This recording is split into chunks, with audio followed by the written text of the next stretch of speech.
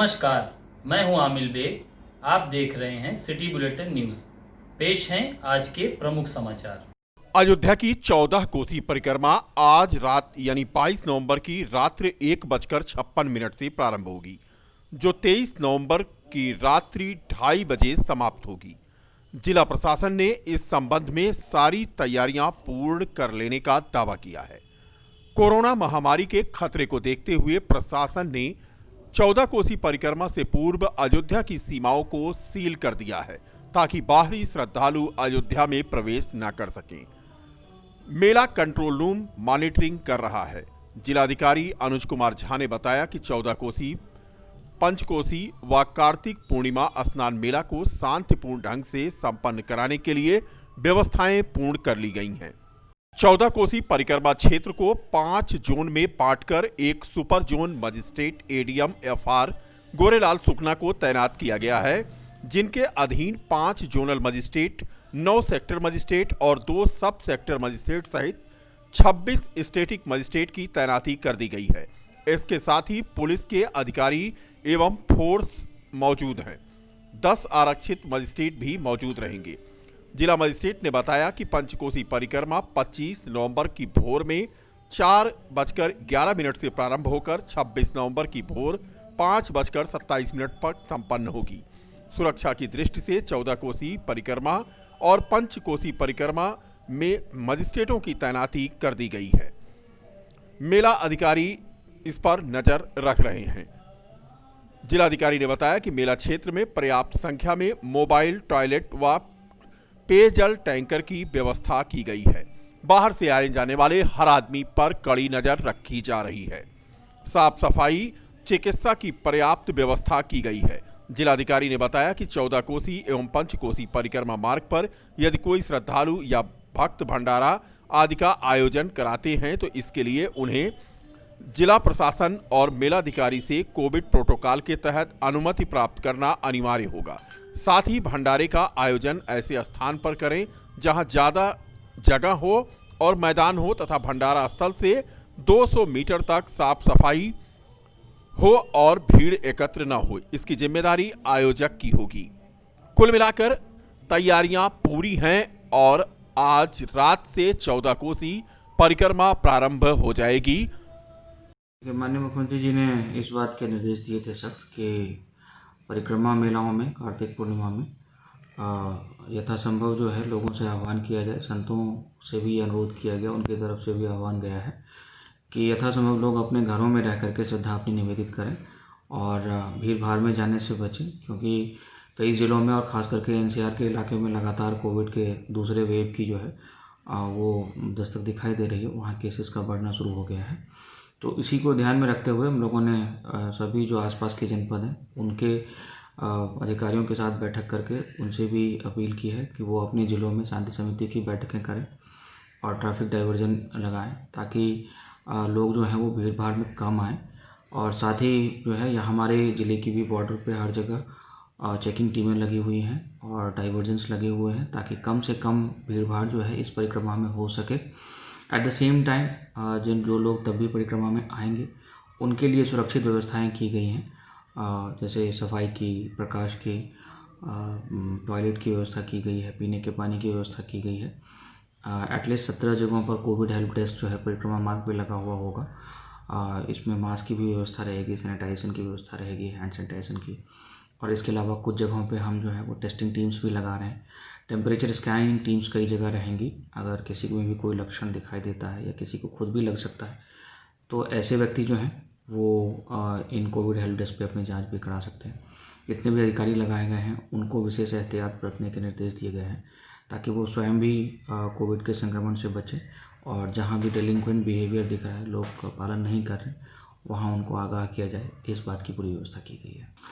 जो परिक्रमा करेंगे उनके लिए ये रहेगा कि वो यथासंभव डिस्टेंसिंग का पालन करें, मास्क अवश्य पहनें, और उनका भी जो है जगह जगह उनकी टेम्परेचर स्कैनिंग की जा सकती है।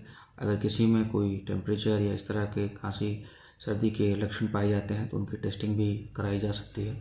तो इस पॉइंट ऑफ व्यू से सभी को मेंटली हम सबको अलर्ट रहने की आवश्यकता है। कोविड के संक्रमण को बहुत ही गंभीरता से लेने की आवश्यकता है, खास करके ऐसे वक्त में जब फेस्टिवल्स में लोग अपने घरों से बाहर निकल रहे हैं और भीड़ भाड़ वाले स्थानों पर जा रहे हैं, तो बहुत ही एहतियात की आवश्यकता है। मुलायम सिंह यादव के जन्मदिवस के अवसर पर आयोजित होने वाली साइकिल रैली आखिरकार संपन्न हो गई।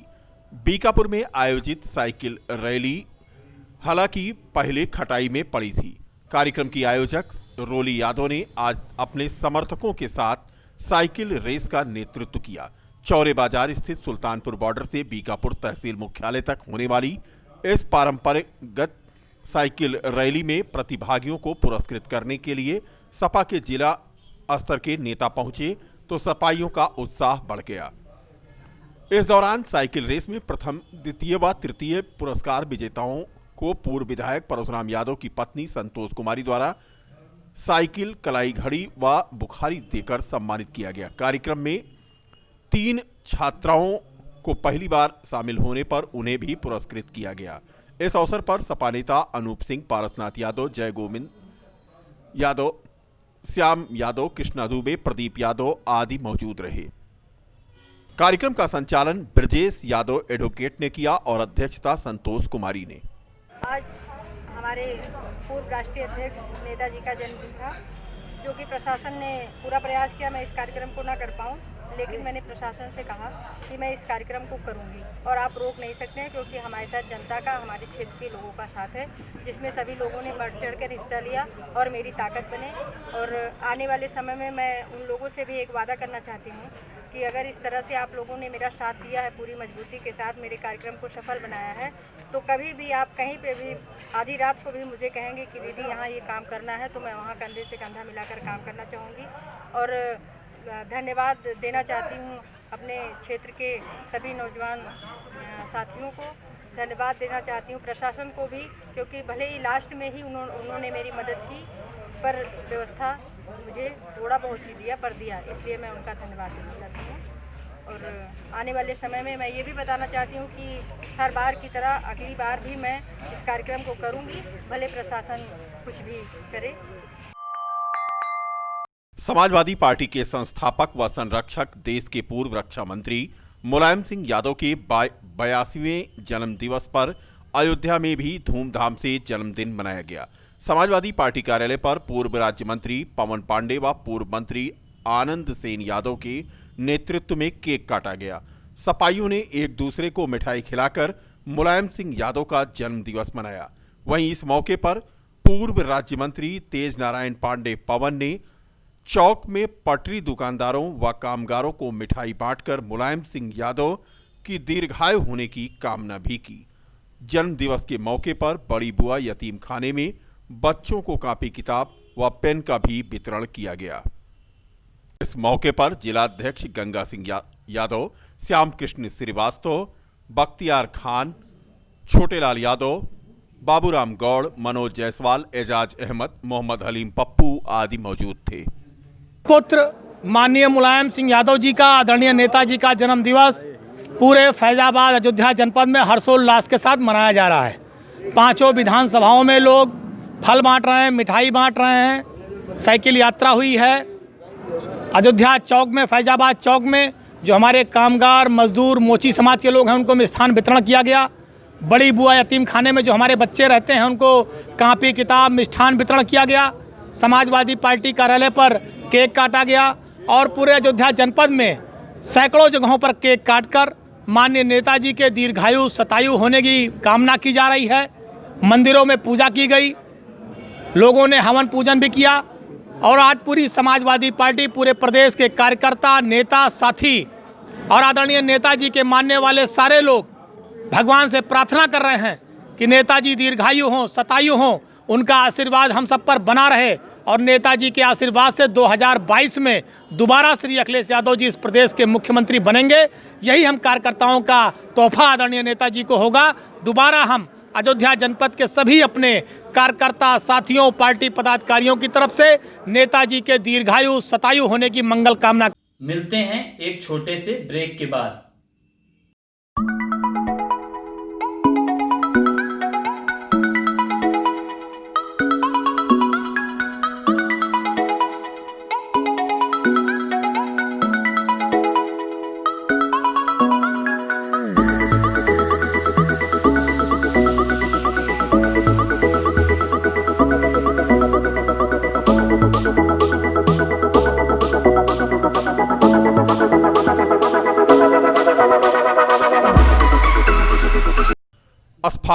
अशफाकुल्ला खां मेमोरियल शहीद शोध संस्थान की माटी रतन सम्मान चयन समिति ने 22वें माटी रतन सम्मान की घोषणा कर दी है। इस वर्ष हिंदी के क्षेत्र में मऊ जनपद के रहने वाले प्रसिद्ध साहित्यकार डॉक्टर जयप्रकाश राय धूमकेतु, उर्दू के क्षेत्र में संभल के उर्दू के वरिष्ठ शायर डॉक्टर तारिक कमर व विज्ञान के क्षेत्र में अयोध्या जनपद की डॉक्टर हेमलता शुक्ला को सम्मानित किया जाएगा। यह बातें शहीद शोध संस्थान के प्रबंध निदेशक सूर्यकांत पांडे ने प्रेस कॉन्फ्रेंस के दौरान बताई। उन्होंने कहा कि पूर्व वर्षों की भांति इस वर्ष भी 22 अक्टूबर को माटी रतन चयन समिति गठित की गई थी।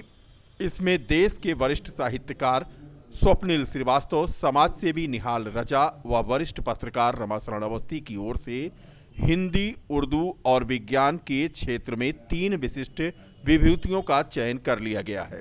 चयन समिति की ओर से तीनों नामों का प्रस्ताव किया गया है।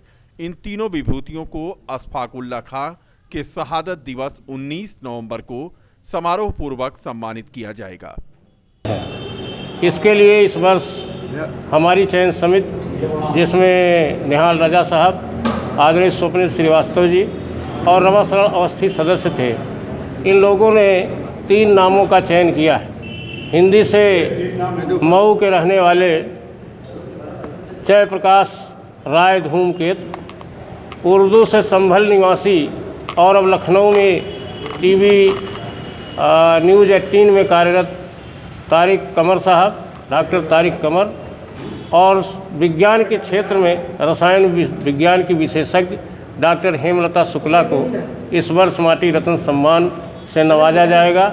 यह सम्मान समारोह काकोरी शहीद दिवस 19 दिसंबर को आयोजित होगा, जिसके लिए जेल में परमिशन मांगी जाएगी और जेल में स्थान न मिलने पर इसको पत्रकारिता संस्थान या प्रेस क्लब में आयोजित किया जाएगा। आज की प्रेस वार्ता इसी के लिए बुलाई गई थी और जो 2 परीक्षाएं हम कराते थे वो संस्थान कोविड-19 के चलते नहीं करा पा रहा है, इसलिए यह परीक्षाएं कराकर छात्रों को निबंध और मेधावी छात्र प्रतियोगिता का पुरस्कार भगत सिंह के शहादत दिवस 23 मार्च को प्रदान किया जाएगा। एनसीसी दिवस के अवसर पर 65वीं उत्तर प्रदेश वाहिनी एनसीसी द्वारा जिला अस्पताल में रक्तदान शिविर आयोजित किया गया। बटालियन के कमान अधिकारी कर्नल अशोक कुमार के निर्देशन में डॉक्टर मनीष कुमार सिंह एवं डॉक्टर हरीश कुमार सिंह तथा वाहिनी के सूबेदार धर्मवीर सिंह के नेतृत्व में बल बहादुर के साथ साकेत महाविद्यालय अयोध्या, ग्रामोदय पीजी कॉलेज, सूर्या अंबेडकर नगर, अवध विश्वविद्यालय के एनसीसी के कैडेटों के द्वारा स्वेच्छा से जिला चिकित्सालय में स्थित रक्त संचय केंद्र पर कैडेट वैभव सिंह, कुलदीप पाल, सुस्मिता मिश्रा, संजीव सिंह, विशाल अमरनाथ आदि के द्वारा रक्तदान किया गया। कुछ कैडेट चिकित्सीय रूप से परीक्षण में असफल होने के कारण रक्तदान करने से वंचित भी रह गए। आज ये एनसीसी का जो है स्थापना दिवस था, जिसके उपलक्ष्य में यानी कि ये नवंबर के चौथे रविवार को मनाया जाता है, जिसमें हमारे बटालियन के सभी कैडेटों ने जो है रक्तदान का आयोजन किया है और जिला चिकित्सालय फैजाबाद के अंदर अपना अपना एक यूनिट रक्त दिया है। लगभग कितने बच्चे? तकरीबन 20 बच्चे दे चुके हैं। क्या नाम सर आपका? मेरा नाम सूबेदार धर्मवीर सिंह। आज के लिए बस इतना ही। कल फिर मिलेंगे इसी समय इसी चैनल पर। तब तक के लिए नमस्कार।